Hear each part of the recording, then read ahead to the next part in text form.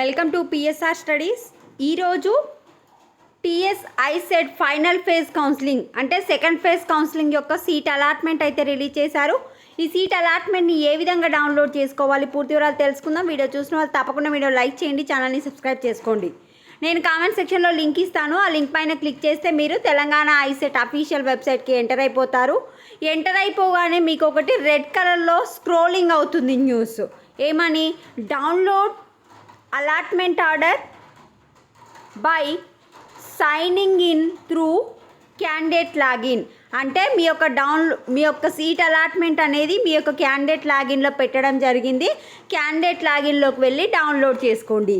So ఇక TGI పక్కన మనకు క్యాండిడేట్ లాగిన్ అని కనిపిస్తుంది కదా, దానిపైన క్లిక్ చేసి మీ లాగిన్ ఐడి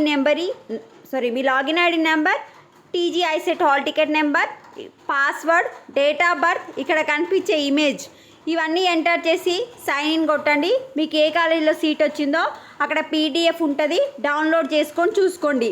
ఒకవేళ సీట్ రాకపోతే no seat is allotted to you అని రావడం జరుగుతుంది. వీడియోని లైక్ చేయండి. ఇంకా ఏమైనా డౌట్స్ ఉంటే కామెంట్ సెక్షన్లో మెన్షన్ చేయండి. Thanks for watching.